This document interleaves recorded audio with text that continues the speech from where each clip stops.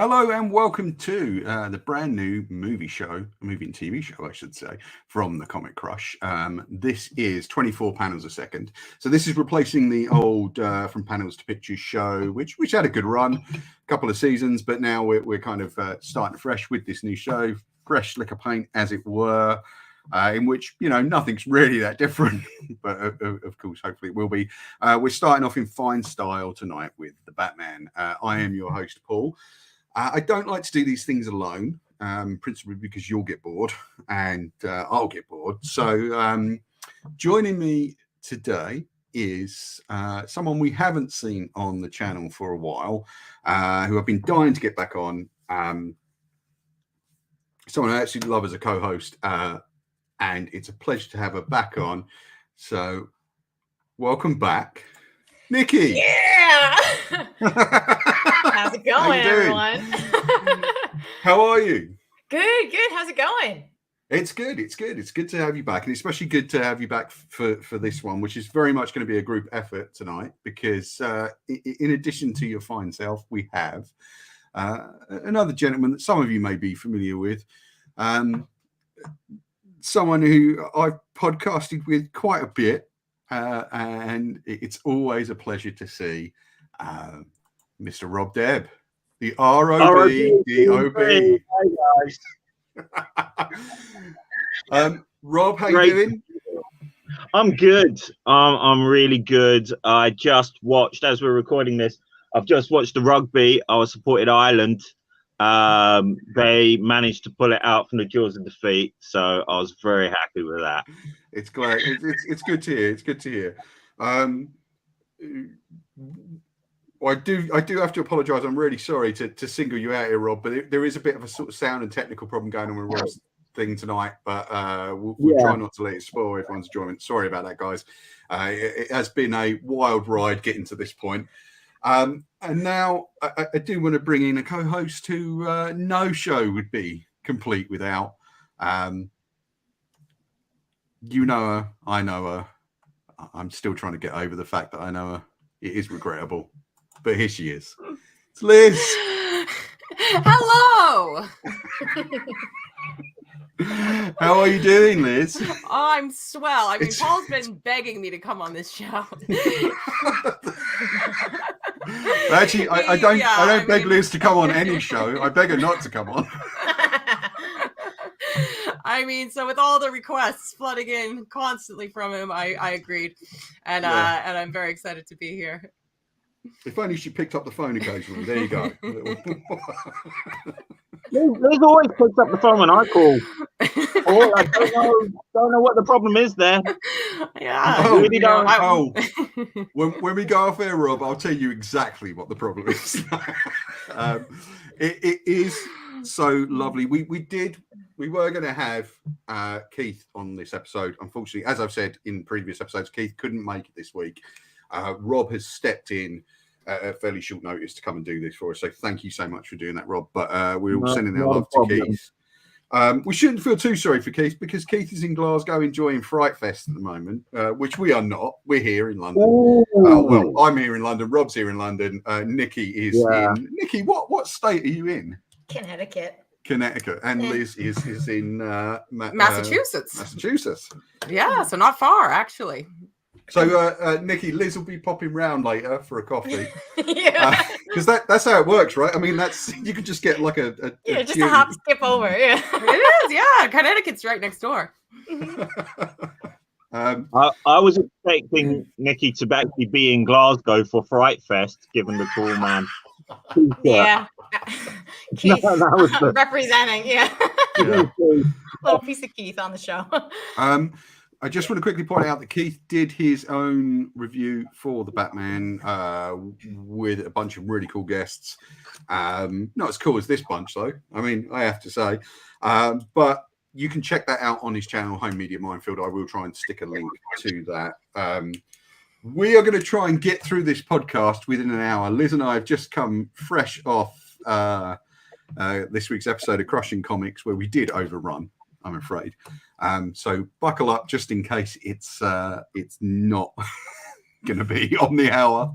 Sorry. It's not going to be as long as the Batman, though, is it? It's not going to be as long as the film. Liz and I have done podcasts where we have purposely made them as long as the film before. I think we did that for The Last Jedi, Liz. Yes. 2.5 hours of 2.5 hours of rage. So speaking of rage, we're to talk about the Batman, which is in cinemas right now. Many of you have seen it. We are going to go full spoiler tonight, so do prepare yourself for that. If you haven't seen the film and you have just stumbled upon this out of curiosity because you've typed the Batman into a search engine somewhere, leave now, please, because we don't want to ruin the film for you. We are going to leave no stone unturned with this, I think. We're going to do a quick round and get everyone's sort of base opinions on the film, and then we're going to launch into the discussion. So please switch off now if you haven't seen the film. So guys, presumably, did everyone see this opening weekend, or did some of you wait a few days? I saw it opening weekend. Right. I saw it as soon as possible. How many times have you seen it, Liz? Literally just the once. I was going to go again a couple of days later. Unfortunately, weather and all sorts of other factors, prevented me from doing so. But I do plan to see it again in the cinema. Probably, soon. Nikki? Yeah, I saw it that first week. I couldn't wait for this one. Right. But I do want to see it again. So I mean, once it finished, I was like, maybe I could just hang out over here and just catch the next one. but I had to leave quickly. It was a long movie. It was a long movie. So I caught it. I was very lucky. Our mutual friend Liz and Rob, Claire McCallum, invited me to a sort of advanced screening of it, which I was really pleased to see, because otherwise I would not have seen it and sort of opening weekend because I was working, sadly. And I really lucky to see it. So thanks to her and to Warner Brothers for letting me see it. Our written review is on the website now. You can take a look at that, and that is a spoiler-free review, so that you can take a look at. So yeah, I just want to go around and get everyone's just sort of base opinion on it. Nikki, starting with you, just a quick sampling. How did you feel about the film? I loved it. Best Batman ever. Okay. Just gonna lay it out right there. Rob? Really enjoyed. The word I'd use is it's elemental. In that, it's the King Kong of Batman. It's 3 hours of Batman being Batman. Mm-hmm. If you've come for any Bruce Wayne or any deviation from Batman, well, it's called Batman. What did you want to know? I call it the King Kong of Batman films. Like that, he just does. It's Batman, pure Batman. If you want range, if you want nuance, if you want subtext, go elsewhere. But if you want 3 hours of Batman being Batman in a film called The Batman, where it's Batman, yeah, they're villains, but for a change, it's not about the villains, it's about the Batman for 3 hours. You'll love it. If you're no, don't go. It's fine. Okay, there you go, Liz. Okay. So I think that you and I talked about the trailers as they were coming out. Particularly that first big long trailer.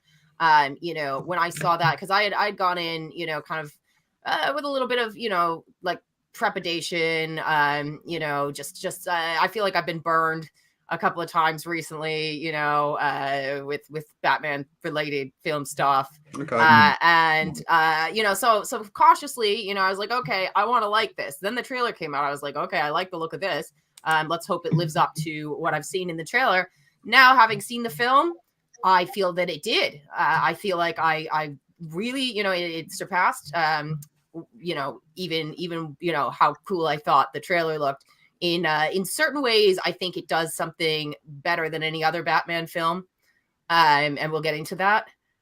You know, and I feel like it's unique in that way that it really leans very heavily into a side of Batman that I feel hasn't been explored in the films, you know, as much as it could have been. So I know exactly what you know what I'm talking about. about. You know what I'm talking about, and I loved that. I thought that was super cool. And as Rob said, I really feel like it is truly, you know, like a Batman film, and it, you know, it does really, you know, that you know, angle is done super well. I think, you know, anybody who had doubts about Pattinson, when he's in the suit, he is Batman. You know, so I enjoyed. Yeah. Okay. I don't think it's a perfect film, but I liked it very much. And, you know, we'll talk about the things I liked and the few things that I thought, you know, weren't as much my cup of tea, but yeah. I have to confess to still being on the fence about this film. I had a very kind of visceral, raw response to it coming out of the film, which was kind of what I channeled into the written review. However, because that was designed to be a spoiler-free review, I couldn't really go into a lot of the details that I had issues with. I will try and do that tonight, you know, time allowing. But I'm really interested in hearing what you guys want to say about it.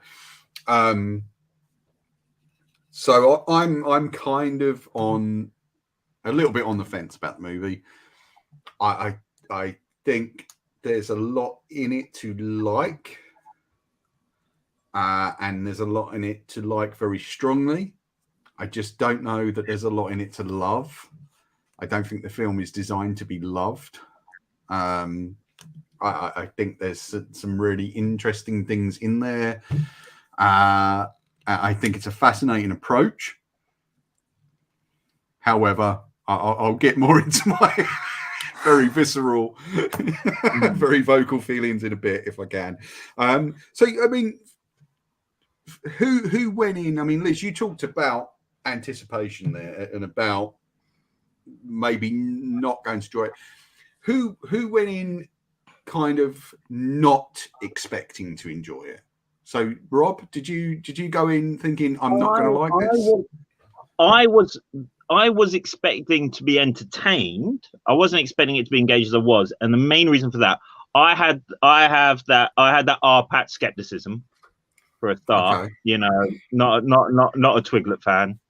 But the thing that pulled me, like, I know I'm going to be entertained, was Matt Reeves, because I loved what he did with Planet of the Apes. Okay. So I was like, you know what, this will be fine. It's going to be 3 hours, was my main apprehension. And not outside of the logistics that everyone over 40 has about a 3 hour film, just simply like, is this really going to hold 3 hours? I mean, an epic scope like Endgame, or I'm saying Justice, anything that's more of an ensemble, you can see doing 3 hours. But to hit 3 hours on what is a really narrow note and sustain it and not have people tune out was what I was sort of really worried about. And I was just amazed that he did that in spades. I was very, very impressed afterwards. But yeah, I was apprehensive. It was mainly about our packs. That was my main concern. Colin Farrell, as much as I love watching, I was worried about how that was going to come across, because, you know, well, just again, you know, you've taken, well, in my opinion, a very handsome man and give him a load of prosthetics when you could have given that role to someone maybe just naturally less conventional. You know, that I don't want to get, but he brought that charisma that he does bring to any role, and he made it. You know, I was worried about casting. Those two really were my things. Okay. So Nikki, how about you? Like, did you go in expecting not to enjoy this, or did you think, yeah, this is going to be for me? Well, first off, on the Colin Farrell thing, I didn't do as much research because the Pattinson thing, I was like, I don't know about that. But then I saw him in that role, the Devil All the Time one, where he was like that creepy priest. And I was like, I think this guy might be able to fall into this end of things in this world. I had no idea Colin Farrell was even in the movie. I had no idea. So then by the Yeah. end of it, I was like, who is this like no-name guy that they gave this role to? And then I see his name in the credit. I'm like, get the hell out of here. He was awesome. It blew my mind. Ooh. Blew my mind that he was in that. Yeah. But yeah, I had that same, the 3-hour thing. I'm like, how much are we just going to jam in here? And, you know, is it just going to lull on? I didn't feel that way at all. Every moment was exciting. I think that part where he just like turned the Batmobile on, I was like near tears. Like it was emotional for me as well. I'm like, yeah, get him. But yeah, no, it far surpassed where I thought it was going to hit. And it really has brought it above the Christopher Nolan Batmans for me, which those, I love those. And obviously Stab! I love those. I love those movies to death. But like on the dark end of things, I think this far surpassed that. I like the wackiness of the Tim Burton ones that fall more on the animated cartoon style. This was just like nowhere near that. It was just its own thing, and I think it was really well put together. I think it was cast well. There were no changes I would have made to it. Yeah, even the Riddler. That guy made from the girl next door to the Riddler. But yeah, great cast. That blew my mind too. Like, oh, this guy's been getting around. Yeah. So Liz, I know you went in like kind of you wanted to enjoy it, right? You expected to enjoy it, I think. I did, but I had the same issues. You know, when you know the 3-hour thing was like definitely a consideration. I was like, this could be a long 3 hours if this is not a good movie. Like, and Pattinson, I did not have an issue with. I think that I these days, I go into these things and, I just wait to see the performance. As I sort of, I've had various conversations with customers at the shop, I sort of, oh, are you excited for the Batman movie? And I got a lot of like, well, if that Pattinson wasn't in it, and I was like, well, okay, yeah, that's fair. But like, you may recall, like, back when they cast Heath Ledger that, people weren't happy about that. Because he was known as like kind of a teen heartthrob, at the time. Like his background was like, 10 things I hate about you. And people were like, what? The Joker? No. And then he did this amazing, incredible performance as the Joker. So it's like, okay, yeah, just because Pattinson was in a teen romance movie 10 years ago doesn't mean that, that he's, that should, prevent him from doing a good performance. As Batman. And I thought, I thought that, he did a great job as Batman. Now here's the thing though, and a criticism of mine that I'm sure we can talk about, maybe Paul felt this way, I don't know, was that I don't know how much I liked his performance as Bruce Wayne. I felt like in the suit, he was awesome. I felt like out of the suit, he was kind of weird. And I think that was a choice between him and Matt Reeves. I think they both kind of had a particular vision for their Bruce Wayne that for me didn't work as well. But I think that was intentional. As Rob said, like, this is very much about Batman, and Bruce Wayne, is barely touched on as a character. And what you do see is a different take on Bruce Wayne. Very much. I'd say that the Bruce Wayne thing can be argued because he's in year 2. He's yet to think he has to make a millionaire playboy persona yet. Right. So he's still that guy, if you know what I mean. Bruce Wayne isn't a suspect for running around in a cape yet. But I think in 2 or 3 years' time, if he doesn't have a social life, he will be. I mean, I agree with you totally on how it comes across in this, that there's none of that charisma. I mean, and that comes, Michael Keaton, for example, got loads of hate mail. Tim Burton got loads of hate mail for casting Michael Keaton. I remember there was a magazine in Britain called Fear, which was like our version of Fangoria, and they did an interview with Tim Burton, and basically loads of people just sent him pictures of Dolph Lundgren.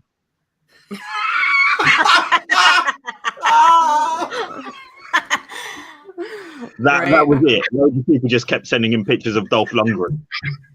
I love that. I mean, especially because that back in the day, you had to go pay for a stamp. You had to go, you had to send that mail. You had to mean it. You had to pay for it. You had to get that photo of Dolph Lundgren. You had to print out. I mean, how did you get your picture of Dolph Lundgren? You had to buy a magazine. You had to buy a magazine with a picture of Dolph. I mean, that is an investment. Liz, obviously you just cut it out of smash hits. I mean, come on. Yeah, but you only get one picture. You only get one picture, Paul. Right, yeah. Exactly. Okay, let's go that far, but just I wanted to touch on that Bruce Wayne thing. Yeah, and whoever is Batman is always flagged off. Whoever gets Batman is always slated. Absolutely. Who is the same? There hasn't been one actor who hasn't come under fire, apart from Adam West, I think, for being Batman. That always happens, and there hasn't been. I think the only universally loved bit of casting in a Batman film was Jack Nicholson as the Joker. That has been the only universally loved bit of casting in a Batman film. So I just want to dig into the casting just for a couple of minutes. So I didn't realize Farrell was in the movie until I think someone pointed out from one of the trailers. Oh yeah, that is supposed to be Colin Farrell. And it's an amazing transformation. Now, in terms of his acting, I think he's very quietly become one of the best character actors in the world in the last few years. I think he's shifted beautifully from this sort of leading man status that his kind of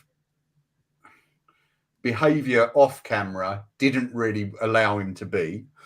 And I think he always had trouble with that persona. And I don't think he ever liked it. I think he was always serious about acting, but went through that kind of young man's thing of being a bad boy. He was. I would add though, there's a professional point where I think 2007.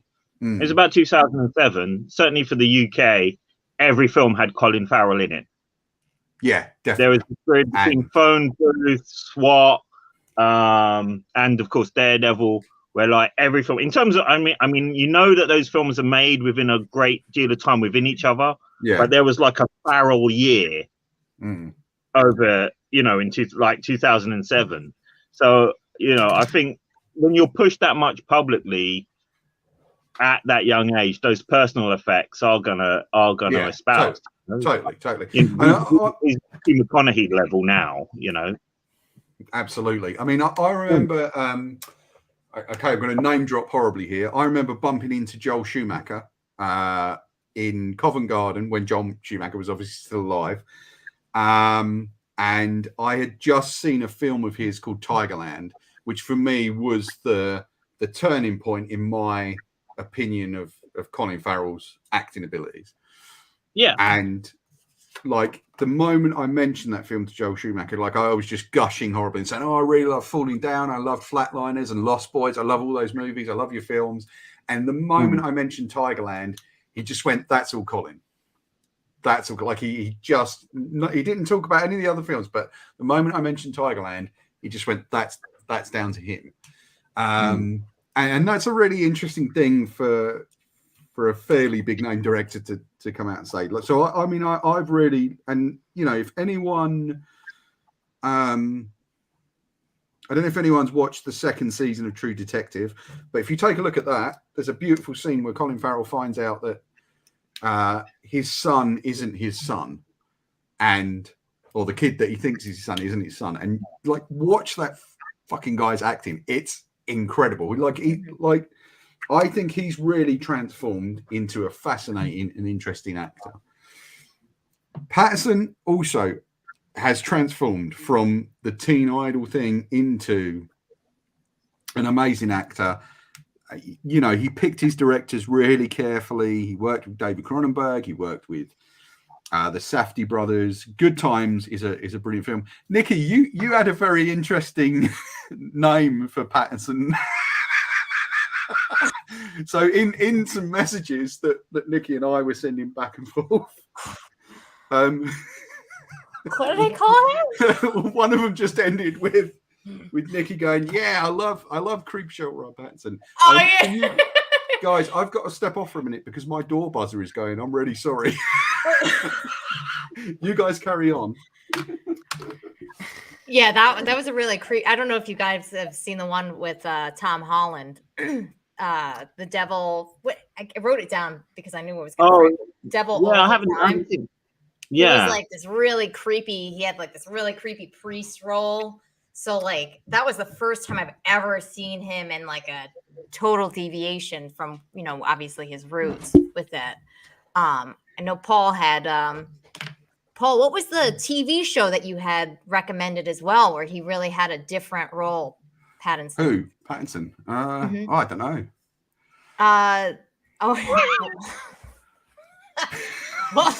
Bomb. Yeah. I thought there was a TV show he was in.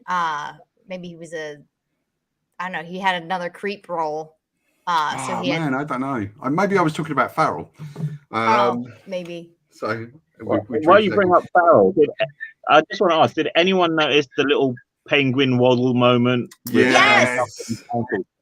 Like that's what you know. What it's that thing where you give me that fraction of a second and I'm happy. Yeah. You know, any longer it will lampoon and so on and so forth. Like little details. Mm-hmm. Yeah, the Batmobile should always have a massively pointless engine. Okay, that shoots fire. Can I ask you guys one? Did he stall out the Batmobile? Like at the beginning of the scene. Yeah, like it was going. It was just gonna run everybody over, and then it looked like it stalled out.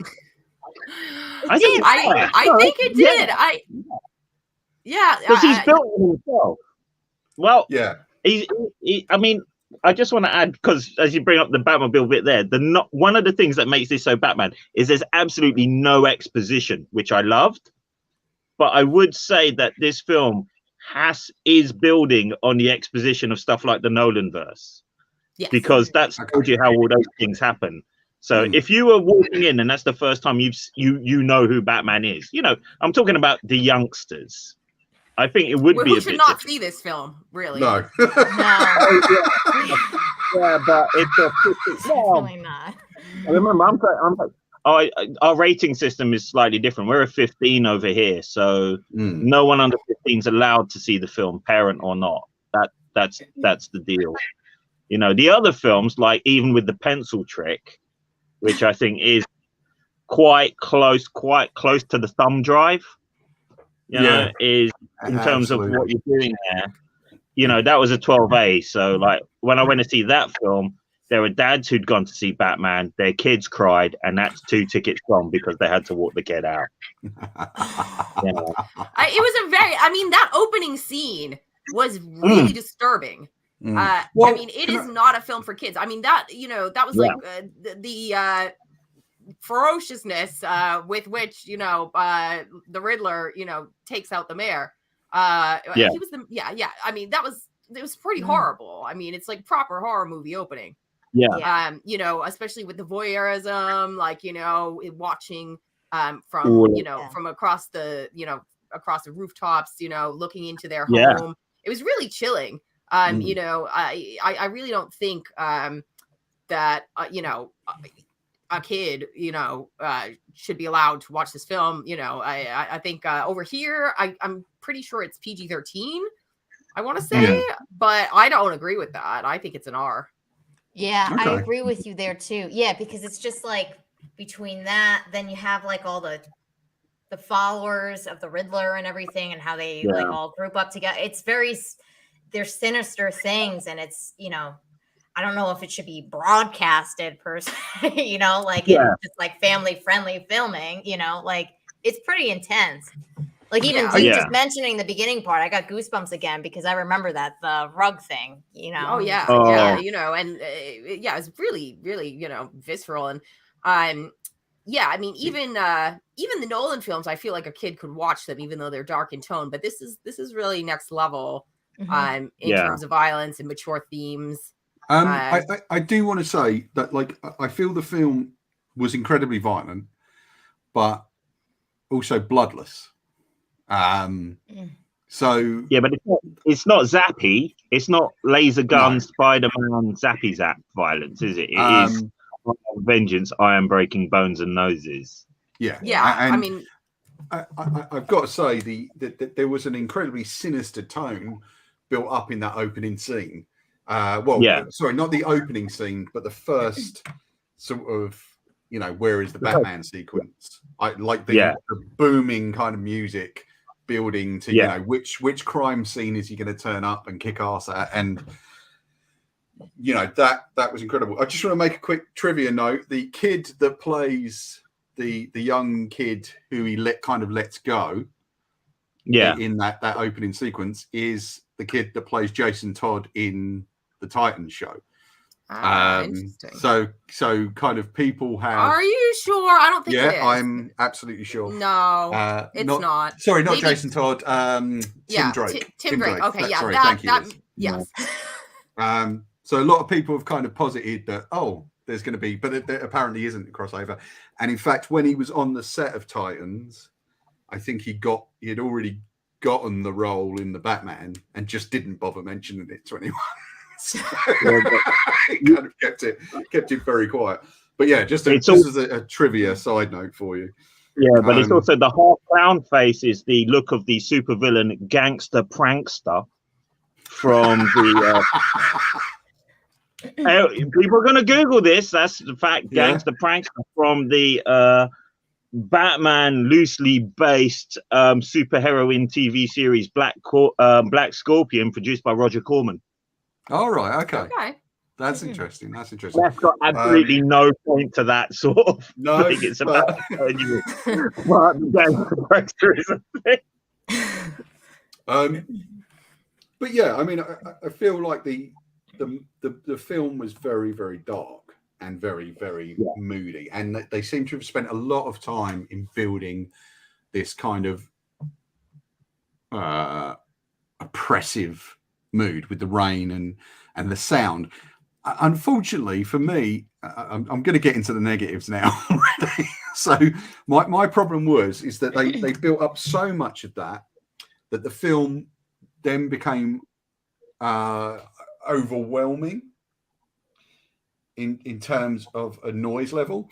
There was one sequence where right near the beginning where you kind of got the sound of the bike that he rides around in, sort of pre-Batmobile bike, Nirvana, the street sounds, and a voiceover going all at once. And it's just like, look, man, dial it the fuck back a bit. Just dial it back. You've built this beautiful mood. You don't need to hammer this like this. And for me, the voiceover caused another problem. Because, I understand where it comes from. So throughout Batman, there is this kind of diary of Bruce Wayne thing that is all through year one. I think it started with year one, and then is kind of present in a ton of the stories. And there's quite a few good stories in Legends of the Dark Knight where the diary becomes a sort of focus of, becomes a sort of MacGuffin. But it just didn't work for me, man. it's just like, please shut him up. Just shut him up as quickly as possible, and just give me these shots of like the mood building and the music and stuff like that, and I'm fine. You need dialogue, Paul. That's the problem. But you don't. It's not but it isn't. Rob, it isn't. We're going to have dialogue of our own now. Isn't a dialogue. It's a monologue. It's a droning freaking monologue. No, I mean dialogue in terms of whatever reflection you want to call it. Because the minute you don't have conversations there, sadly, because I've seen this happen when there's been technical issues in a film, people went to see that film Silent Picture and complained that no one was talking. Yeah. Yeah, they went and got their money back because they thought there was something wrong with the audio. So you need to have some words. I don't think anyone would have had that problem with Nirvana blasting out and the rain and the sounds I genuinely think that's a level. So sorry, Liz. I think Liz wants to go ahead, Liz. Liz, okay, sorry. so I I think that maybe you were right that there was an overkill in that moment of, maybe have it just be the monologue then instead of the Nirvana song. Because here's why I think the monologue actually worked better. Okay. It's because this film has decided to do what Spider-Man Homecoming did, in that, there is no death of Bruce Wayne's parents. There is no, they don't give you those things that you're already familiar with. If you've ever watched a Batman movie, ever read a Batman story, they don't do that stuff. So what they're doing instead, I feel, is by putting that monologue in at the beginning, they're giving you the information you need to proceed. And with the assurance that you kind of know, okay, even if you are watching this as your first Batman film, this is his mission statement. And, and that's the best way to get it, because he doesn't interact with people. Even Alfred, the interactions he has with Alfred are very brief and they don't talk a lot, so I felt like that was important. So that's a really good point, actually. I don't agree. I think they could have just lost the voiceover.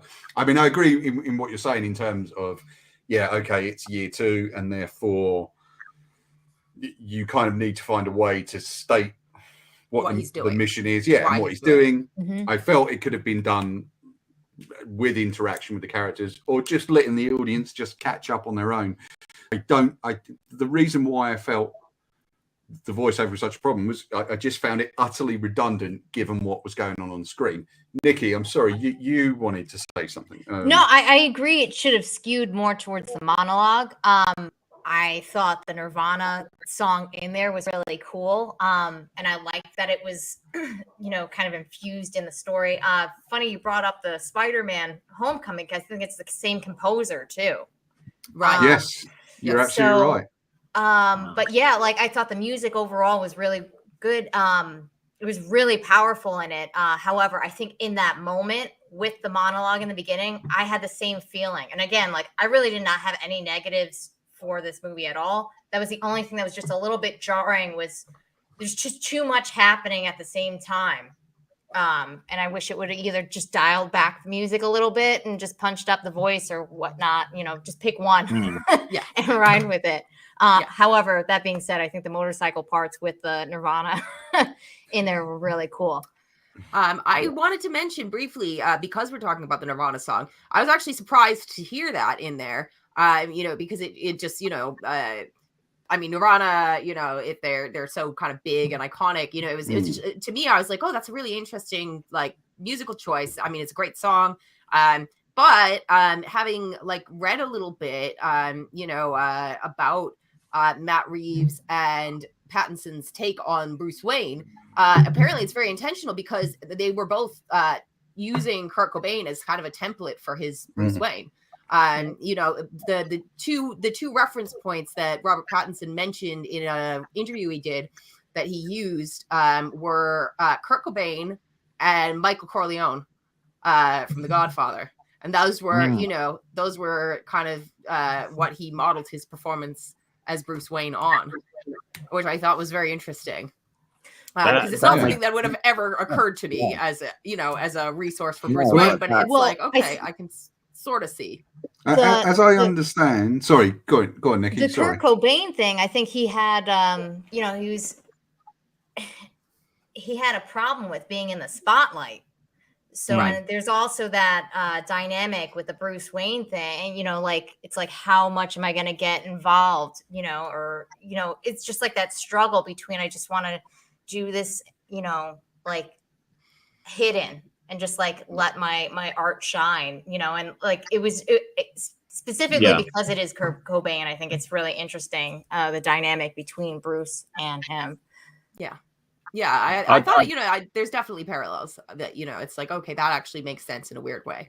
I'd add that I think it's also about the timing, because Nirvana is one of those things. I mean, I know we've probably seen the thing of well, if his parents died 20 years ago, they came out of a screening of Shrek, So you've got is that a new one? No, you've heard that sort of what? Is that because of where Nirvana is in terms of like a timeline, something that constantly gets repeated. If you have a traumatic event in the early 2000s as a kid, it is something you are actually going to gravitate to that much more. You can see on almost cause and effect there in terms of why that tune would be particularly playing as a soundtrack for whatever emotional arrest he has. Definitely. You know? Definitely. For me, it's Leonard Cohen, but you know, that's my age. That's the thing. Yeah. And I think there is something about the repetition of music as well. Like I tend to find a great comfort in listening to the same songs over and over, like not on repeat, you know, 5 times in a row. But yeah, I mean, I'll admit there's times even now when I'll listen to the same song twice in a row, you know, or plug in a couple of different versions of that. And there is a great emotional comfort to that. I don't know that there's a great emotional comfort to be had from something in the way by I think it's just, I'll say that more in the thematic of like totally. I'm just taking the piss. I'm sorry. I'm just you know, I mean, it doesn't really work. It doesn't really work if he's like turning up and like trying to fight crime to Agadoo. You know, although Rob, you know, the Birdie song, I thought would have been ideal. Him and Robin. Really. I've become, well, that's Third Man, isn't it? You know, I don't think. Gangnam Style, yeah. So let me do this monologue over there. I'd buy that film. I'd buy the ticket for the Gangnam Man. I do. Can I? It's up to Crumb. I just do want to ask the audience, who's hopefully at home glued to this right now, or those of you listening on the podcast, what would your alternative soundtrack for the Batman be? Can I just say we're doing a big thing here? There's a whole mood. I'm doing a big. This is Flux. This is not me. Okay, that's fine. Good, thanks. What would your alternative? So, listeners and watchers, what would your alternative soundtrack for the Batman be? Feel free to drop it into the comments or hit us up on Twitter. I'd love to know what your ideas for music to fight crime to, and maybe we'll make a playlist and put it on Spotify of the best answers. So, yeah, I mean, I think there's something to be said on both points for that. I could have done without the voiceover though. I really could have. But there you go. It is what it is. The film exists as it exists, and that's not something I can change. So I definitely feel like I like the puzzles. I like the fact that the riddles were actual riddles. Yeah. That there was you could conceivably solve while being distracted or whatever as a cinema person. 2 seconds. Yeah. Yeah. Oh yeah, I got this. Everybody's stupid. All right, Batman. Just see him in a room. We know a guy who's already sat there like this. Yeah, got that. Yeah. Hasn't even seen the film. Just pure. Genuinely will feel he's done it. I saw that coming from the start. I could just actually see. I could just actually see them in a room. I feel there's got to be a scene on the cutting room floor where they're in a room together, and Jim Gordon is talking, and Patterson's just going, just shut up a minute. I've got it. It's. I know it. Just shut up. No, shut up. Let me think. Yes. Fuck up. Which one of us is the detective here, Jim? Which one of us is the detective? Actually, I thought it was the one with the badge. But no, it's the guy with the ears. You know, so your ears outrank my badge that says detective. Well done. I've spent years being trained by professionals. Sorry, we are probably going to go over an hour. Sorry, not sorry. Yeah, I do think I'd like to take this as an opportunity to talk about the fact, which I mentioned earlier. I do think that in terms of the detective stuff, this film does it better than any other. You know, absolutely. Which I loved, because I really don't feel that's an aspect of Batman that gets explored enough. It's like, yeah, of course, I love to see people, get punched in the face by Batman. And he does punch a lot of people in the face. That does happen. However, what I really love about the character is that he is the world's greatest detective. I don't know how that gets sort of like swept aside, in most of the previous films, but it kind of does. And here it's like it's very much the focus of the story, and it's done really well, and it's very, what it reminded me of a lot of was like kind of like David Fincher's Seven, because these are all really very creepy clues left by the Riddler. It's very, very dark in that way, and watching him, solve those riddles was really cool. And like, they did surprise me. And, and so for, in that way, I think it's, it surpasses any of the previous films, even including the Nolan ones, which are like, I adore the Nolan films. So, yeah, but it's not the factoring isn't there really compared to this. No, not at all. Yeah. And it did work. I just like the dynamic. There was a real world there in terms of the city, in terms of how Oswald worked. I would say, though, that if you can't figure out that your dad is on the take and is a millionaire over the last 20 years, maybe you're not that good a detective. Let me go ask the bad guy. Yeah. Did you help my dad? Yeah. Oh my God. So how did you guys feel? I'd like to know how you guys felt about that twist with Thomas Wayne. I've got strong opinions. If you're all right with that, Nikki, I'll go. I think it sat on the fence, and he should have made it more that Thomas Wayne was a bad guy, because I kept thinking of Joker, and I would have liked to see that. Also, again, because this is more about reservations, no criticisms. Like Joker, this guy's origin can then be directly alluded to a mad mum who was possibly kept in an attic. And that's not, my mum was from Arkham, and now I dress as a bat. I mean, I do want to say something about that, which is so the twist with the mum, I actually really liked. And then the reason I liked that is because I think if you've got members of your family who are mentally unwell,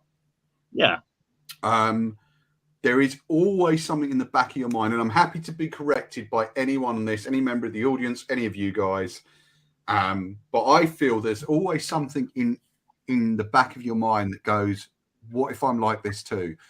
You almost treat the mental illness as a virus that you can somehow catch from long exposure, and I've certainly gone through that myself. So I definitely kind of completely get that moment. And what I love about it is because it actually kind of, with the camera holding on him as he finds this out, it's just like, so you are now dressing up as a bat to go and fight crime. Think about this now. Think about this very, very carefully. It is a bit simplistic, Rob. Yes, I agree. However, I do think it is something. I think, though, that's why I bring that distinction isn't about a personal family history so much as something where he's been doing all of this autonomously, and the director's just gone, oh yeah, and this has happened. Okay, that's why I put that distinction there. That's not someone who's grown with conditions of revelation. Suddenly, oh yeah, and your dad. There was a chance to make this Flashpoint Batman in a sense. That Thomas Wayne was a bad guy who did all these things to protect his family, and I would have liked it to cross that line, for example. I do want to ask, does anyone else feel, because I felt in watching the film, look, I've got to say the central mystery and mysteries and detection stuff in the film, I felt was a bit simplistic. Like I genuinely felt, actually, this is kind of quite an easy thing to solve. And I felt it was just a bit too simplistic. With the Thomas Wayne stuff, now my understanding of that is that Thomas Wayne set up the Gotham Renewal Fund to sort of keep Gotham going, but it was then sabotaged by the kind of government in Gotham. But I don't feel that Thomas Wayne was party to that. No, I feel actually he would have been trying to stop it, and And for me, the indication was that the murder of Thomas and Martha Wayne was kind of due to the fact that he was always kind of against what everyone was doing. I didn't feel that he was part of a criminal enterprise willingly. No, I but feel- what actually, you know, his you know, crime that he appears to be guilty of was inadvertently getting a man killed by Falcone. Right. You know, Okay. Thank you. Yeah. Yeah. That you know, he apparently intimated that he wanted Falcone to rough up a character who is somebody we potentially know. Yeah. If you remember the name of the character who was killed, it's Edward Elliot. Yes, who is, as Bat fans will know, is the father of Tommy Elliot, who later turns out to be Hush. Right. So that was an Bit interesting of foreshadowing there, maybe. Yeah. Sorry. Oh, sorry. Nikki, I gotta say that I thought that part was a little BS, though. Really? Like, Okay. Yeah. You get like the story uncovered by Falcone. Okay, to where he's like, yeah, your dad came to me. And then he just goes and visits oh my god, what's the name? Malone? Alfred. And Yeah. and then he's like, no, your dad didn't do that. That wasn't his plan. Like, okay, Right. everything's solved now. Like, no, Okay, he still talked to him. Like, you can't expect something wasn't gonna happen. So Well, It's just like too much of an thank easy you. solve. Yeah, like Yeah, absolutely. I think. Thank you, Nikki, because when you brought up that, because I just feel that the story should have just gone straight with it and gone. Or you not. know what? yeah. He had him killed. Your dad had this man killed because he was that scared for you and your mother, right? That is the thing I could get behind. Yep. But Right. Or this not motive movie- for it. Yeah. Was it Joe Chill? Was it Scooby Doo? Scooby Doo. Society is to blame. Maybe it was some random stranger. No. Yeah, I personally, I have to say, as far as just that development, I didn't really like it. I thought it was unnecessary, and I actually was like, well, I would have just preferred it be that, you know, there was no conspiracy, that, you know, his dad, you know, why did they need to turn him into sort of a bad guy, or, you know, or somewhat of a bad guy? Yeah. I just felt like it was unnecessary. You know, and as you say, if you were going to do it, then just do it. Like, have him be a full villain, or just not at all.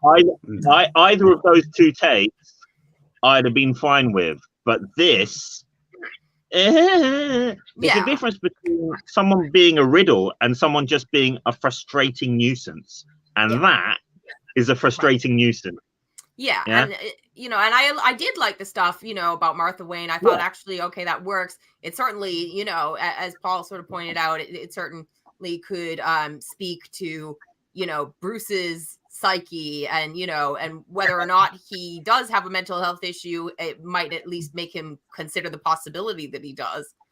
You know, and I thought all of that was interesting, but I could have done without Thomas Wayne, you know, inadvertently having someone killed, you know. That would be, I think we all, it's the doofusness of it. It's just you know, I gotta say, both of you two, like, Eve really did nail it there, because it's like either he's Thomas Wayne and he's that altruistic despite what the cost is, or he's Thomas Wayne, industrialist, and everyone stays away from my kids. You know, it's gotta be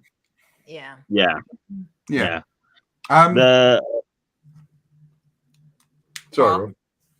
I'll just say that the aspect I did like was the whole outrage uprising stuff at the end, though, because the idea is it's not even about the Riddler. It was about these ideas of these people thinking their vengeance. Was really worked well for me, and that's probably like the one puzzle that I figured out beforehand, just because it was on the board next to the screen. I turn up to be so entertained. I went to see Death of the Nile 2 days after, and I haven't seen any of the original Agatha Christie. So I bring it up also specifically as a detective film, which you're supposed to solve, right? Right. All I can say is I knew that hat had something to do with it at the end of it. I didn't know who the killer was, but I knew that hat was involved. And when I saw the hat involved, I went, yeah, I solved the crime. You know? Yeah. I hasten to mention this is a film that I haven't seen yet. So Yeah. Haven't you ever read the books? No, I've read Agatha Christie. I haven't read Death of the Nile. I haven't seen any of the other films. Okay. I just, I've only been going to the cinema for the last 4 weeks. So Right. I went to see a detective film, and I went to see another. You bring that up as the example of detective, tricky stuff. I'm just going to watch the explosions and the cape.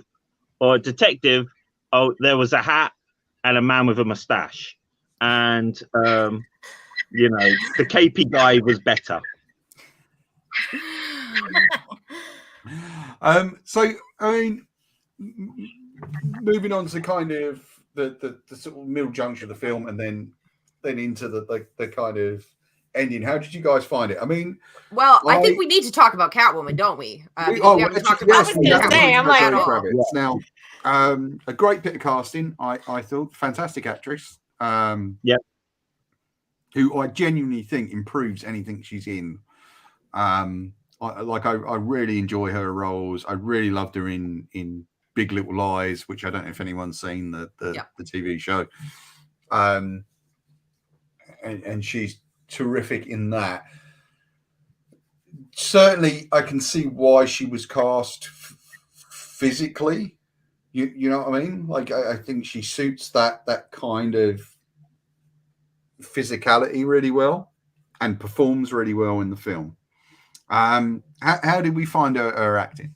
I thought she was fantastic as Selena. Yeah. I thought that, really, as you say, great bit of casting. I love that they went with the short hair Selena, who like wears wigs as part of her disguises, and that they gave you the Catwoman suit, but without the full Catwoman suit. I liked that it was basically her outfit, but with her little burglary mask that just happened to have little pointy bits. So it was like, I loved their dynamic with one another. I think that's another thing that this film did better than the previous films. I definitely, as much as I like Anne Hathaway as an actress, I feel like Zoe Kravitz definitely embodies Selena, the Selena that I know from the comics far more. And I preferred the romantic undertones in this film far more than the previous incarnations, and I love like the really campy Michelle Pfeiffer Catwoman. I did like Anne Hathaway as Catwoman, but I feel like this is for me just much more a mirror of what I get in the comics. And I love their little banter, and it wasn't like like a big full on romance. It's that little that cheeky dynamic between them, where they kind of have to pair up, but she's always prepared to take things too far or go off on her own. But then they'll share a sneaky little kiss on a rooftop, but then they part ways. All of that I loved.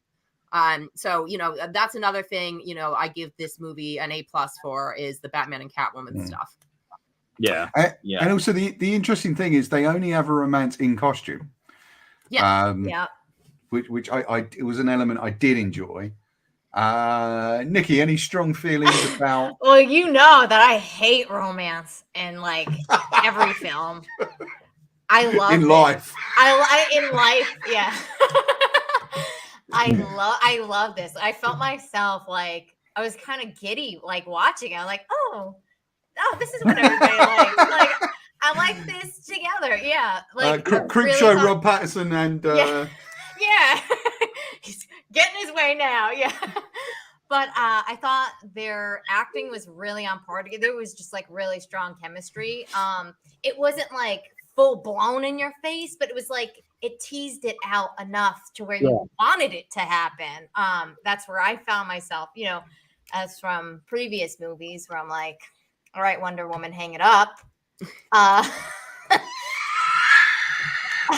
You guys should listen to the pod where Nikki talks about the romance in Wonder Woman 1984. It's a thing of beauty to listen to her anger at two people being in love. Like but all about the Catwoman, Batman. It can happen all day, all day. Yeah, yeah, and that was one of my favorite scenes in the film was that ending with them on the bikes. And like then they and then they have to part ways, and he looks back at her and all that stuff. I really loved it. I I want to just bawl my eyes out. Yeah, I've got to say, I am a romantic. I consider myself a romantic, but I like I found the whole thing on the bikes at the end just to be a big bag of shite. Oh, Paul! Terrible. I love that. I just sat there and thought, get out. Oh no! Paul. Of course, Leave. you've got to get the bikes in for the toy. It's my The bike is podcast. for the toy. That was it. I gotta say, Sorry, Rob. What were you saying? my for what little I could add really to what Liz and Nikki have said is that I did like it wasn't about romance, but it was about the nature of a relationship. Sure. You saw the nature of their relationship and how, like, I don't want to get all too like when she's got to wear those bloody eye contact lens things, and then they're bickering, and then she's going, you know what, I want out of this. You understand that they're working together when it's a linked purpose, but she has her own mission. It sometimes overlaps and sometimes doesn't. But she invites him, like when she's like, yeah, I'm gonna get out of Dodge. Why don't you come with me? Like, it's gonna be fun. Like, she likes him and he likes her, and I mean, they're right, but she's not going to change what she is, and that's the key of it. He's not going to change what he is. At least in this. Sorry, Rob. At least in this iteration, two people should not be together. Like two very I mean, it's like putting two drug addicts together. Like, why would you do it? Like, don't do it. You're a cool man. You're a cool man. You're a cool man. I'm not. Like, I love romantic films. Yeah, we're not talking about like Requiem here. Like, this is not in that realm. Like, this is I don't know that you want it to happen. You want it to work. It can't work, but you want it to. Yeah. You know what?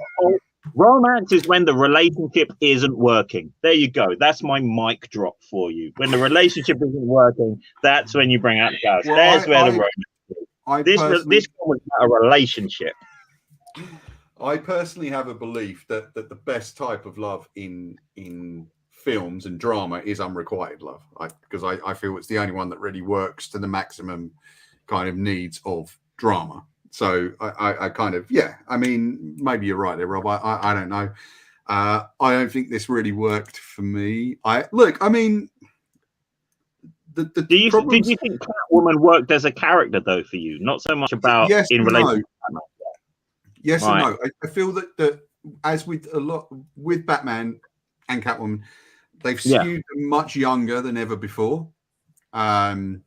So you don't really feel that either of them have got a massive amount of experience, especially not Bruce. Like I feel like very cloistered life, but in a weird way. Yeah. In terms of the filmic quality of it, I think everyone in the film was slightly hamstrung by the dialogue, which I just thought was awful. Like I just genuinely felt that the dialogue in the film was bad. I think it was just very on the nose, kind of. Look at me, I'm a bad boy. Look at me, I'm a bad girl. Let's be bad together. And it's just like, look, like please stop. Like just stop. Okay, I didn't feel that way. It's a machine. You're watching a machine in this film. It is the Batman. That is how Batman speaks. It's pure archetypal, boom, boom, boom. It's I don't DC. I think, Wait, and how was that romantic for all of us, by the way? There's something wrong with all of us. Romantic to you three. Romantic to you three. So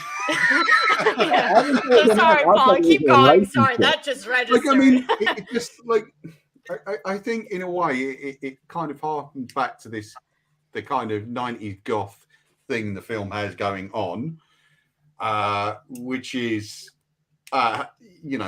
it's there in the Nirvana. It's there even in some of the set dressing. You know, Edinburgh, where a lot of the film was shot, is a very gothic city. It was also shot in Liverpool, which is quite a gothic city, but Edinburgh in particular. There's that sort of weird room that they have in wherever it is. Bruce, like, you don't actually know where Bruce is, where he's living. You don't need to. It's Batman. Yeah, I know, but Kind of. Under a train somewhere. Yeah. Yeah, there's like the subway stuff, which is kind of I quite liked, but there's that weird gothic room that has so many spires. It's Wayne Manor, dude. No, it isn't. It isn't. They sure? they state quite early on that Wayne Manor is. In fact, he visits the burnt out Wayne Manor as part of the movie, I believe, as part of the kind of detective thing. Sorry, Liz, I'm not trying to be, you know. Oh no, it's okay. It's okay. But there is.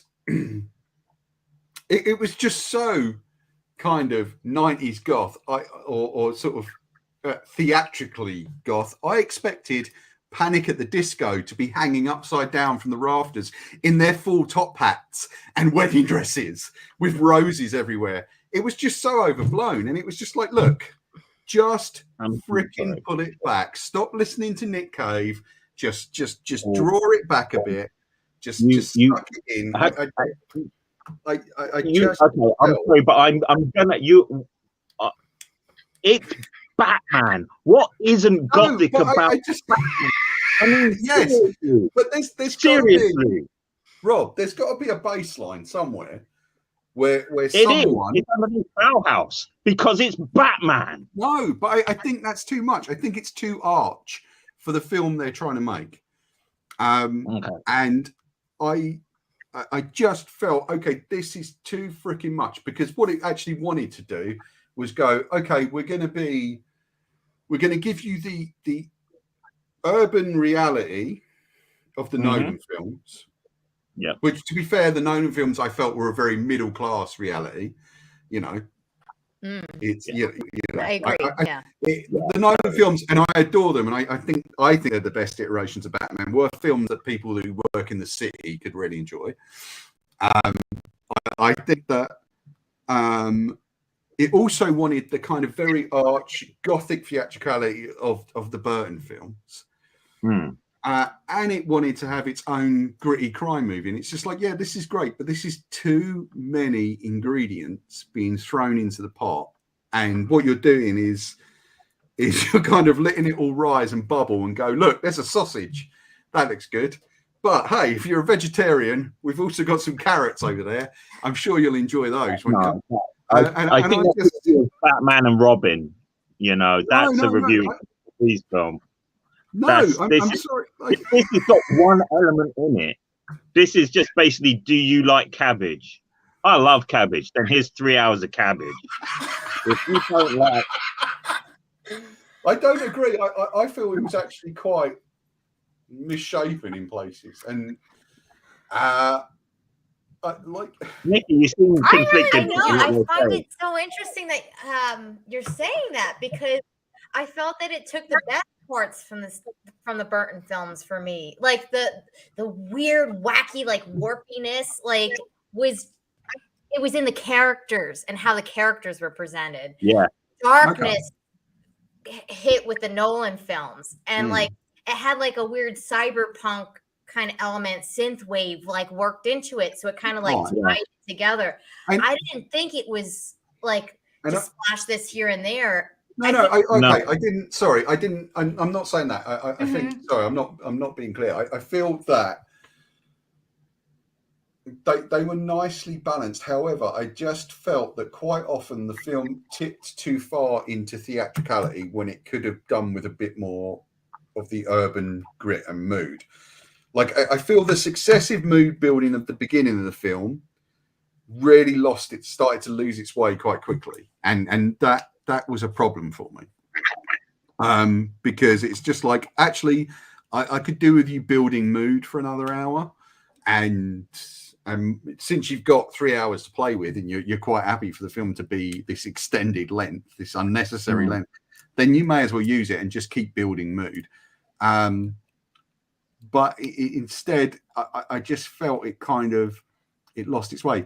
And I don't know.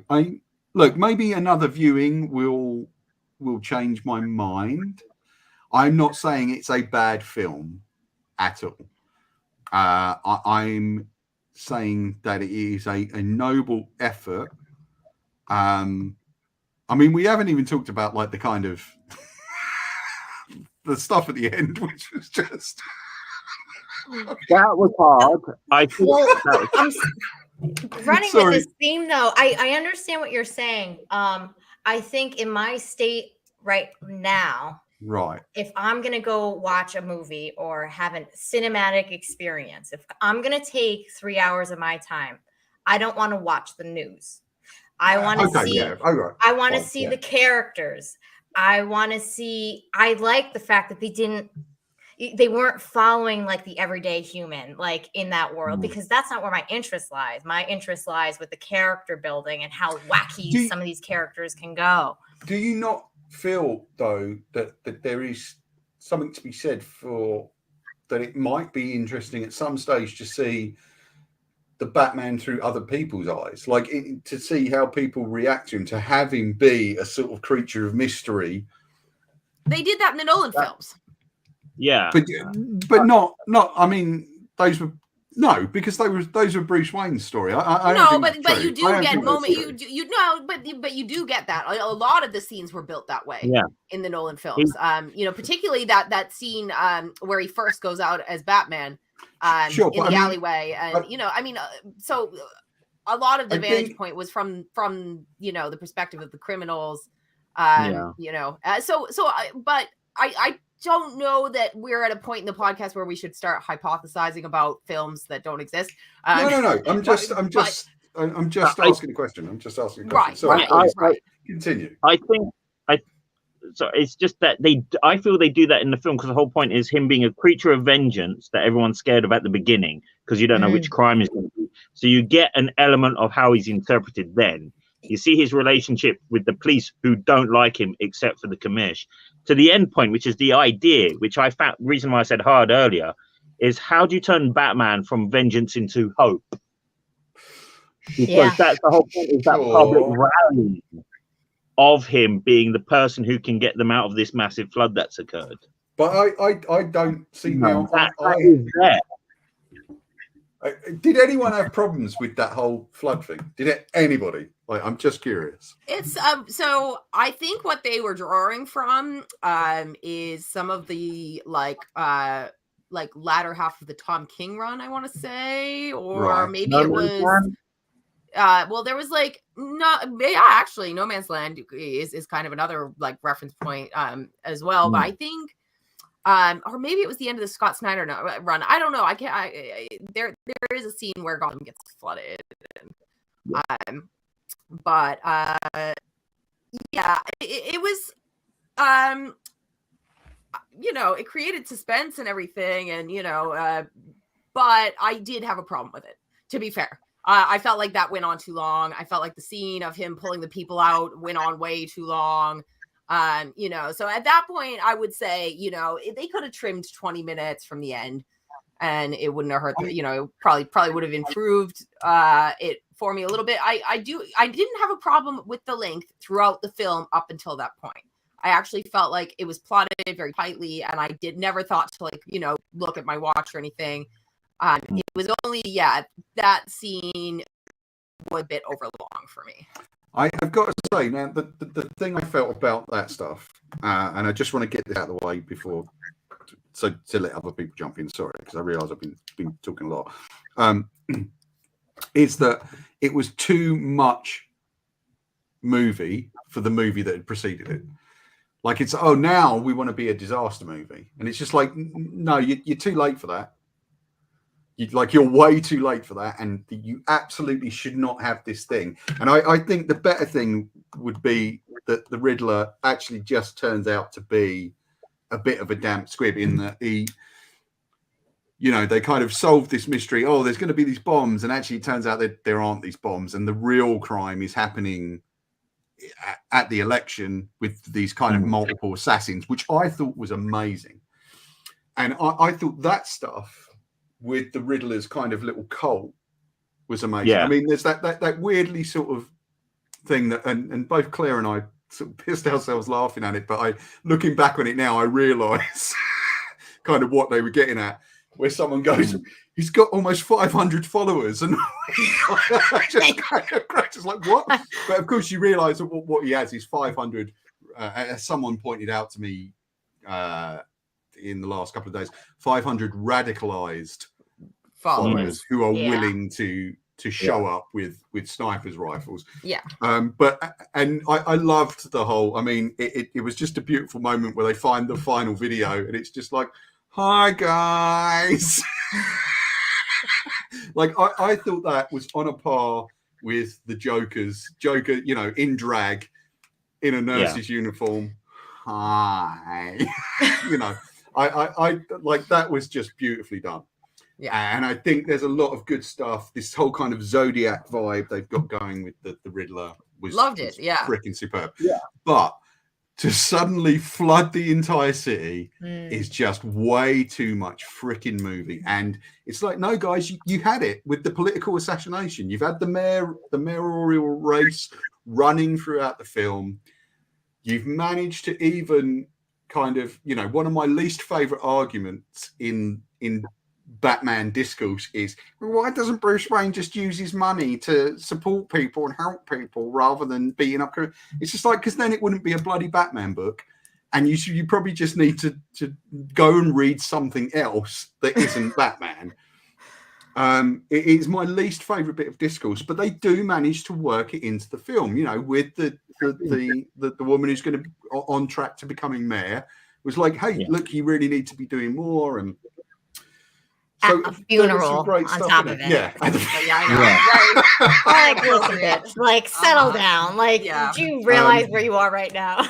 Read the room. Yeah, I know. Like, I didn't read the room. But I just felt it was too much movie for the film that had preceded it. So sorry, guys, how did you feel about this sort of end sequence? The flood and things like that. You guys can jump in Robin before me. Nickies. Yeah. Oh, anyone? I'll go. Well, I've already said.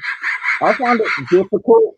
I found it difficult in terms of the logistics. Like I say, maybe it's just my old man's eyes, because when that whole flood thing happened, I didn't have too much of a problem with there being that and the assassins. Right. But I have of just simply just going, what actually is going on? Like, not in terms of a sound sensory barrage, is going, but where is that? How does him, like, getting all Lara Croft and getting that glow stick out make him a beacon of hope? Yeah. You know, I didn't understand how that made him go from vengeance to hope in their eyes. Oh, I found a ladder. I mean, you know, that was my only reservation. Wasn't it that he cut the power before it electrocuted everybody? Oh, okay. Yes, of course. That was before. You know, now that you've said that, I understand that's why he was doing that. Now I thought he was just. I don't know why. I didn't get it. But he was preventing it from dropping in. So, because that would have thank you, because that was the bit I just went.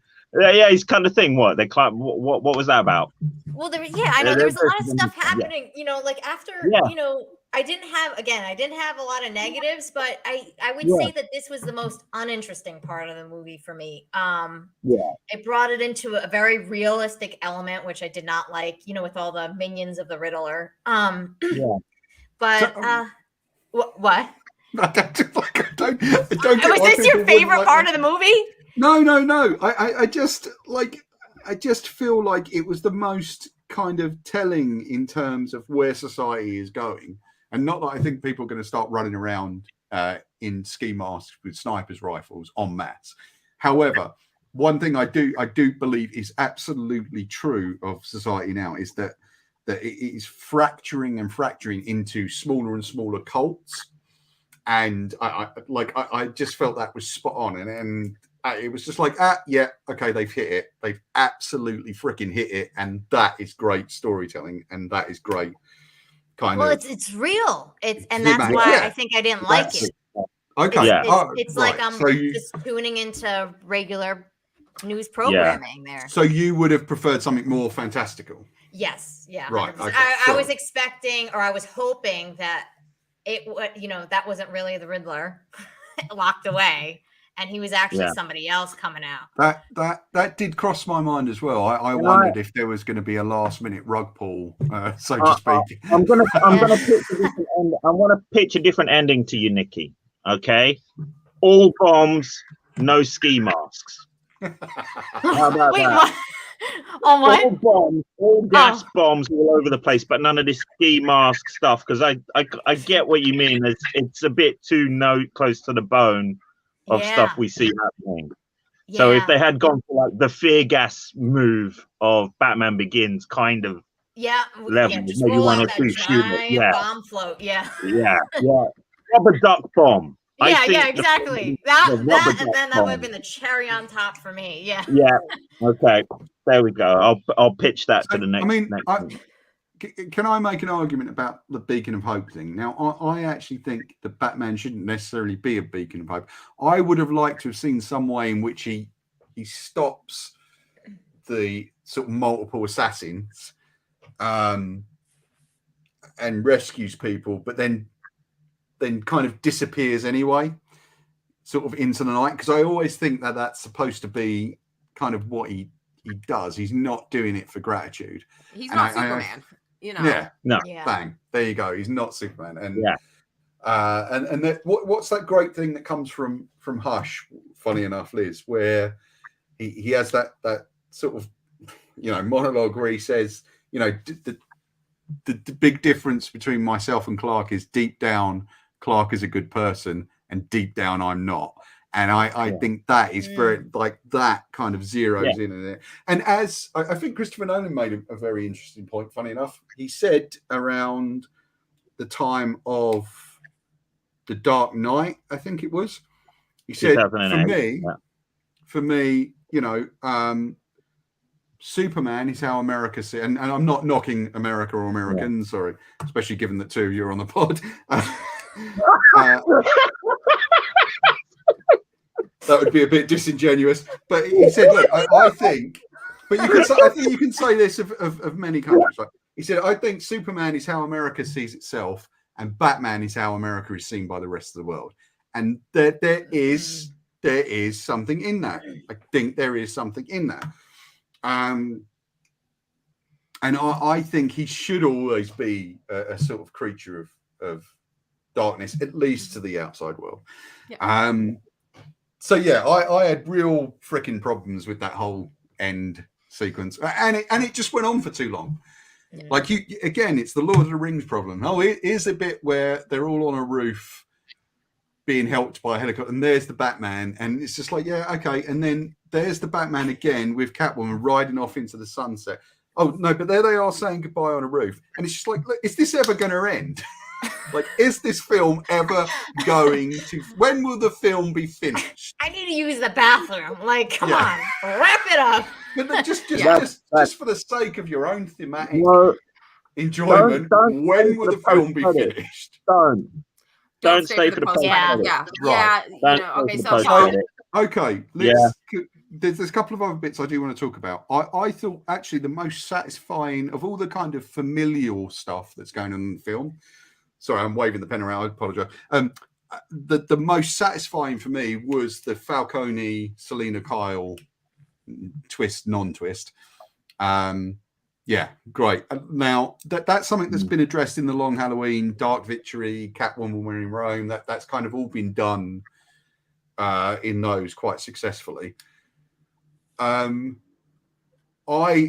genuinely, the real emotion for me came from that moment where she's going to kill Falcone, and that moment where she says "Daddy" and he turns around and he realizes in that instant, and then she kind of tells him, and I kind of, I don't think you needed all that stuff about, oh, my mother was this person. I feel that could have been done just a bit later on.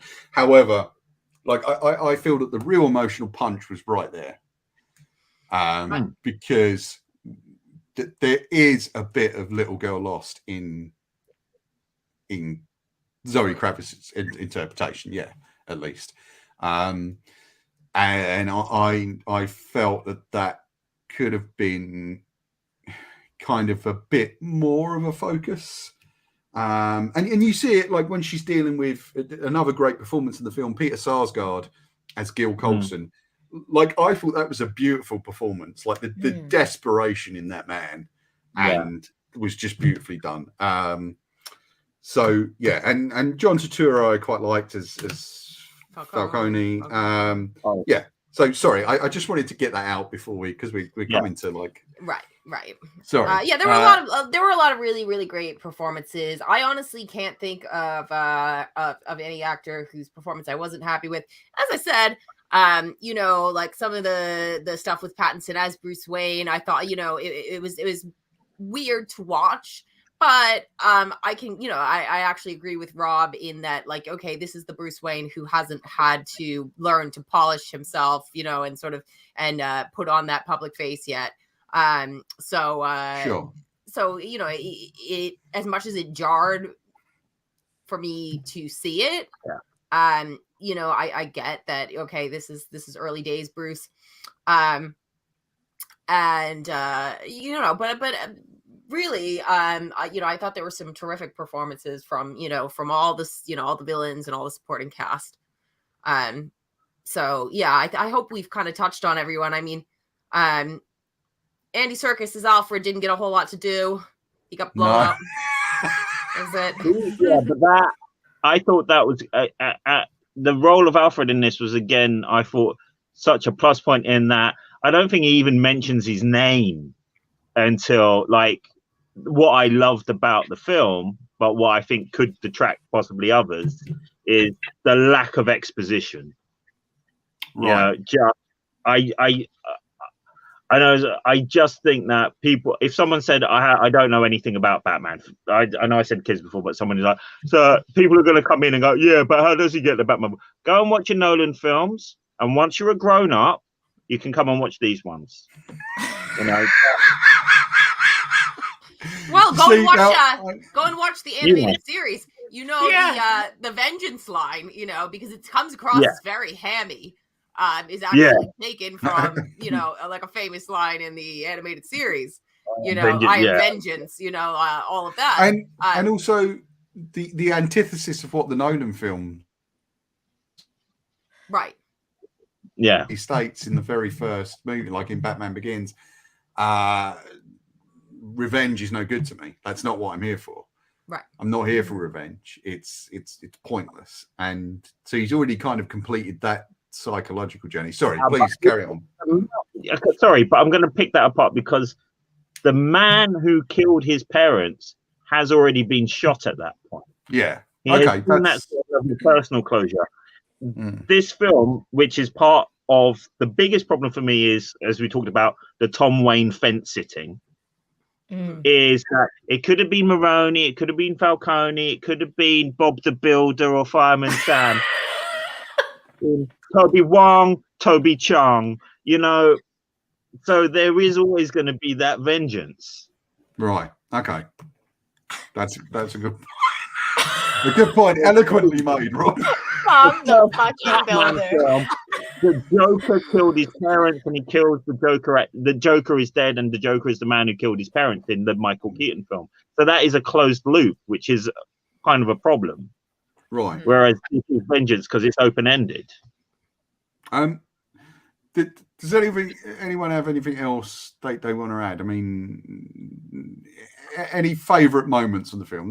Can we just do that? I just want to see, is there any one particular thing that really stuck out for anyone? Nikki, do you have a favourite? I think we already covered it. It was the Joker waddle. Just that the little, penguin waddle. Or the penguin waddle. It was just, I loved that little stuff. I love just that's Matt Reeves is great. Where he's he gives all you the right it's not like full blown, like again, I love the costumes. I like the weird wacky characters, and you're not going to see that version of it because it's not the Tim Burton movie. This is a different entity. Right. So they're gonna scatter it in that way. Whereas the Yeah. Catwoman, her hat, like Yeah. it just had like a little point where the ears were, stuff like Yeah. that to like bring out those characters just a little bit more. I thought that was really cool. Rob, same moment? I or- just wanted to add because of what Nikki said there. I loved it when I'm talking about the film Joker now, when little Bruce Wayne got on a small fire pole to come down to go to the front gate. Just to see Bruce Wayne go on a little fire pole to go to the front gate. But it's again that little moment. But for this one, I think the bit where I suddenly went right was when the Riddler's sitting there going, Bruce Wayne, and he's looking at the camera and then he goes like, he's the one guy we didn't get. And I went, oh, he's not a complete genius. He is a bit of an idiot anyway. Yeah. Okay. That was awesome. I like That that. was good. Yeah, it just brought it down to my 2.5 hour. I went to the bathroom because I'd already seen the one scene where they raided him in the calf. So as soon as that scene started, my brain went, you've got 7 minutes, go. Right? And came back. Yeah. Rob's building his own version of that app that tells you when you can go for a piss. Well, no, I told my mate about that. You know how often they'll take 1 5-minute scene of a big film now and do that as the preview? Yeah. And we came up with this idea that every film over 3 hours should do that. So you will have seen that bit of the film. Know when to go for a whiz, yeah. But so Bruce what it Wayne, is- because it played it. Sorry, go on. Sorry. Go on, Rob. Sorry. No, that was it. It's just that it played that level of intellect without suddenly being some Sherlock Holmesian Deus Ex Machina. Yeah. That I think that was a good. It was a good twist within the twist. Yeah, I felt like I absolutely agree with you there. Liz, did you have a favorite? Yeah, I mean, I actually the moment Rob just mentioned, I absolutely loved. I thought that was, I thought that was, that was the time in the movie I felt the most tension. And then the fact that they walked it back, I actually really liked. That was I thought that was perfect because they could have taken the movie in a totally different direction, but it didn't. And what I also kind of like about the fact that, of course, you don't want to reveal Bruce Wayne's identity at this point in his career is I really liked the moments that kind of reminded you that this is an early days Batman film and that he is not like the Batman, with all the experience and all the gadgets and he makes mistakes and he has moments where he hesitates. One of my favorite moments is when he is like about to run off the rooftop of the Gotham City Police Department, and he like hesitates and he's like, whoa, like you see him have this oh shit moment where it's clear that he's never actually done this before. And he's, instead of just like, doing the Batman thing of like, fearlessly flying off the rooftop with perfect grace, he like kind of stops and he has to like psych himself up to actually make the leap. Which is then followed by one of the kind of like sillier moments of the movie where he like takes out his like flying squirrel gear. Those things are It's the bridge. I love the fact that it's not like a sexy cape time. It's like silly flying squirrel, like So those is what it would be. That it would look thing. ruthless. Right. those things. That. Sorry, those things are actually real. Oh no, I know they're real. I know they're real, and it actually totally makes sense. Yeah, that's what he'd be using at this stage, but it just looks funny. Because you're used to Batman, just he's got his like glorious cape billowing in the wind, and he's like just on a grappler, like and this obviously is more real world, but silly looking. Oh, that was I mean, like for me, the final thing on the film is I think as a piece of mood and an experiment in feel and texture, I think it's a masterpiece. As a movie, I feel it didn't really kind of all hold together to me. For me, I think that the films that it draws from are a lot more interesting than this movie. I don't think it has the intellect and the emotional intellect of things like Seven. I think the whole voyeurism thing is fascinating because ultimately, for me, what the film was about was how things actually are versus how they are perceived. And that is right there from the beginning, where it's kind of ripping, in a good way, ripping off things like Manhunter, where you're seeing the view from the killer's perspective. Straight away, you're looking through the killer's eyes. You're not looking through Batman's eyes. Liz, did you kind of get the whole the false start of it, kind of that might have been the Wayne's murder at the beginning, because the little kid is pretending to be Zorro. Yep. And I thought, oh god, I wonder if we're actually going to get a really horrible kind of home invasion version of the murder of the Waynes, and we didn't. And I quite like that about the movie. I love that opening sequence, because the first thing you think you're seeing is not what you are actually seeing. As you say, it almost like, you don't get right away that it's a little kid, or at least I didn't. No. It took me a couple of seconds to work out that it was a little kid in a costume rather than somebody standing by a window holding a sword. And then as the context kind of builds, it's like, oh, it looks like he stabs the dad, and it's like you say, about perception and what's actually happening versus what you think you're seeing. I feel like that really encapsulates that idea, that whole opening scene. That for me was critical, because the film becomes about what the Batman actually is versus how people actually see him, even though I think it was a bit ham-fisted. You have the whole thing with which was a bit too sci-fi for me, the contact lenses, and then of course the conversation that is actually happening versus the conversation that's really going on between Batman and Catwoman, and then between Selina and Coulson and the other people in the room. And they're, how you see the riddles, even, because they're quite actually, we talked about the world's greatest detective, and the Penguin mocks him for that. Oh, world's greatest detectives, you can't even figure out that this actually means this, and you guys are idiots. And so I think the films that it's borrowing from, and I did a little thing about this online, which would Manhunter, Peeping Tom, Blade Runner, and Strange Days, which are all scopophilic films, and I think this is the first ever scopophilic superhero movie, and my hat goes off to it because of that.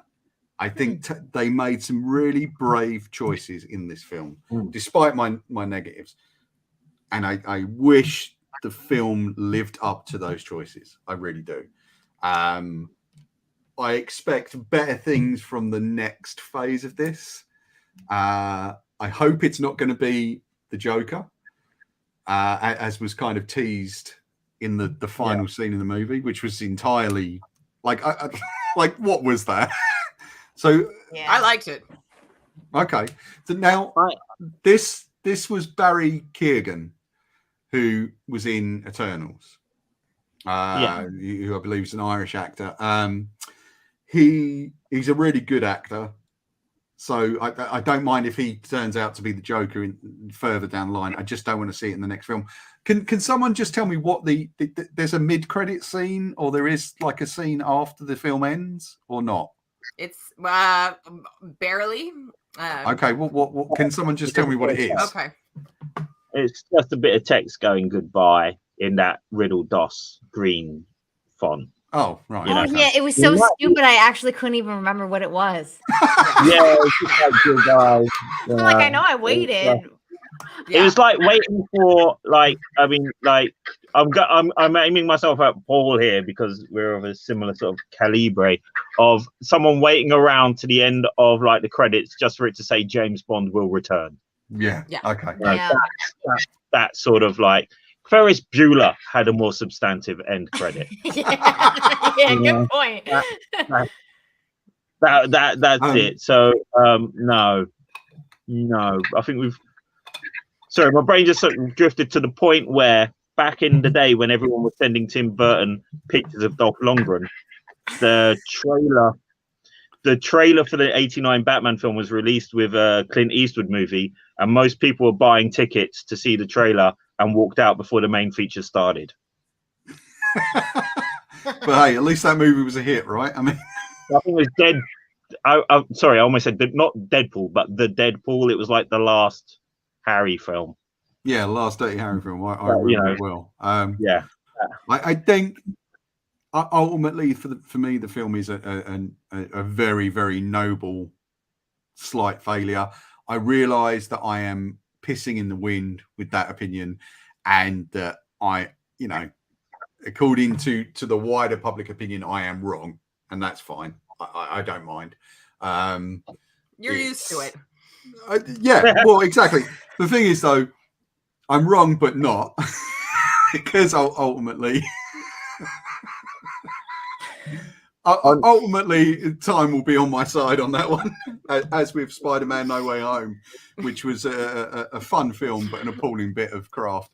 But look, I'm glad that everyone here seemed to enjoy it. I'm really glad that you guys all went. I'd recommend it to most people. I would say definitely go. Yeah, definitely. No, and here's the thing. It's an interesting thing because, again, as with Spider-Man: No Way Home, I would absolutely say go see it. Yeah, yeah. Absolutely go see it. I would not say don't go and see this film. I can only talk about the way I okay, should we talk about the way the rest of us feel, and then please, yeah. Okay, so final thoughts, Nikki. Oh, I was just remembering something that I didn't even bring up. I like how they had the penguin in the igloo lounge, and like that the iceberg lounge, yeah, or the iceberg lounge, yeah. Yeah. After reading all those comments, and finally just like seeing the environment and everything, I thought that was really cool. Final thoughts. I thought it was great. It really stacks up. It's the top of the list of the Batmans for me, and I can't wait to watch it again. Awesome. Yeah. How about you, Rob? Yeah, I'd say it was really good. My only reservations are, ironically, because I'm being a bit pernickety, because this is great. You love Batman. It's the Batman. This is great. My own caveat is there will be people out there going, but how does he get the ranks and stuff? Right? This film is not for you. Yeah. If you don't know how a millionaire dresses up as a bat and gets that car, right, go and watch Top Gear or something. Right? Go hang out with Elon Musk. Yeah. I mean, it is. It's like the Flashpoint ad. Are you in? That's ultimately it.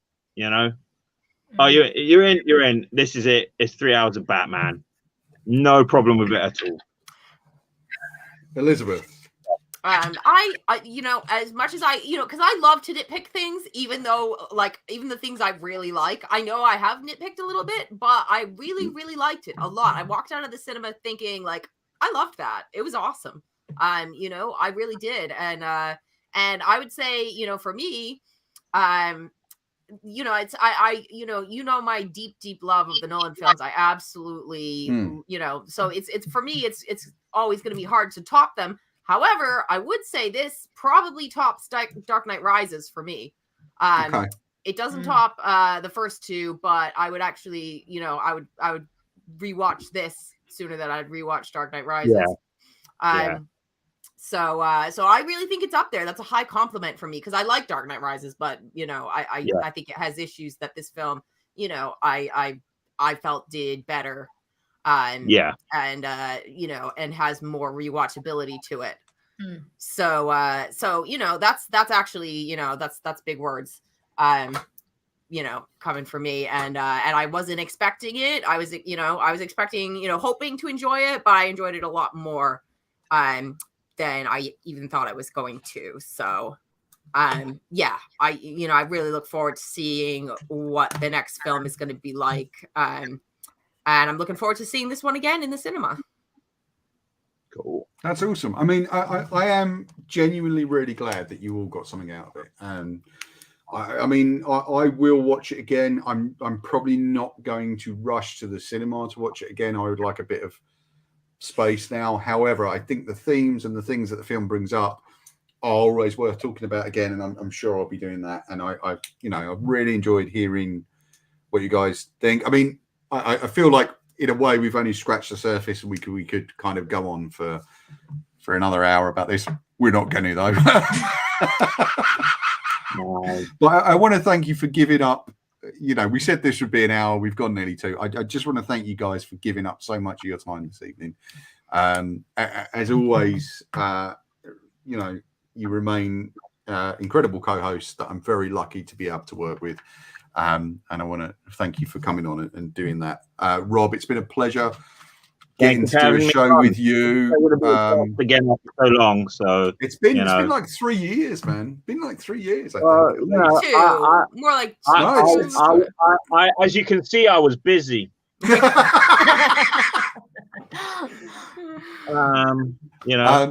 yeah, it's been my Twitter handle, Paul. Do you want to tell them, or shall I? Because I know this was always a thing of yours. So if you want to follow Rob,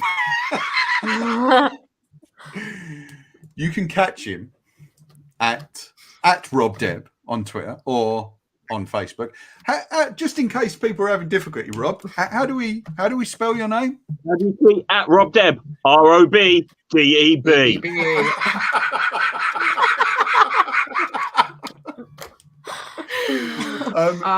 As always, hi Paul. Never. At Rob Deb, ROBDEB. I do want to just again say goodbye, but also wave hello to Nikki. Thank you so much for coming back and doing this. Thanks for having me. I have genuinely really missed doing pods with you over the last sort of we had a big gap, and I hope this will be the start of us being able to do them again. The next one for us will probably be Peacemaker. Am I right? I can't wait for that. If that ever turns up in the UK, Nikki and it's been picked up, starts at the end of March. Now brilliant. TV There you go. Oh, good.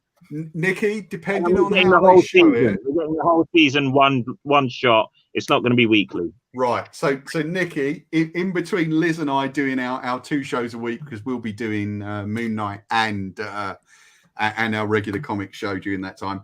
Somewhere in between that, you and I imagine early April we'll get together and we'll do Peacemaker if you want to do that. Wait. Because I'm really eager to get back to doing pods with you, and I hope that'll be the start of you coming back on and doing this. So, and Liz, as always, thank you so much. I don't think we got enough from you tonight. I do want to hear more of your thoughts on the film, but I hope I'll get that at least in I'm sure we can. It will trickle into conversation. On our other pods. So. But yeah, thank you so much for giving up so much of your time this evening, Liz. It's been a pleasure, and I'm glad you all got to finally meet. Obviously, our love to Keith, who couldn't be here tonight, but we hope he's having fun at Fright Fest. This pod will probably go out. I know Glasgow Fright Fest. He is. Yeah. He is. I know that. There's someone there cosplaying a human centipede as we speak. Hey, wow. But on the plus side, Rob, at least it's not us. No, I started, so I should finish that. What it is it's one guy who's taken 2 dolls and he's attached them to himself and attached them to the other one. I'm glad you clarified that. Yeah. I'm not sure of the rating of this show, so I felt I should, This show's definitely always a hard R. So I do want to thank you guys for coming on. Thanks so much. You can catch us at the Comic Crush. And you can, Nikki, where can people find you now? Behance. Just if you want to see any art, or iTunes as the music page. Yeah. Right. We're going to include all that in the description. Liz, you can follow at Liz C. Jordan or on her own fantastic website, lizcjordan.com. Rob, is there anywhere people can see some of your comedy? I'm on at the Museum of Comedy at the end of March 27th. Not so new comedian of the year, and you can follow me on Twitter at RobDeb, ROBDEB. Could you message me a link to that, please, Rob, on Facebook, and I'll put that into the thing. Cool. So, guys, thanks so much again. Sorry to the audience that we went so long with this one, but I think we had some fantastic, interesting points from everyone here. Goodbye to you all. Bye. We'll catch you next time on The Crust. Thanks for tuning in. Goodbye. Bye. Take care, guys. Thank you all for watching. Bye.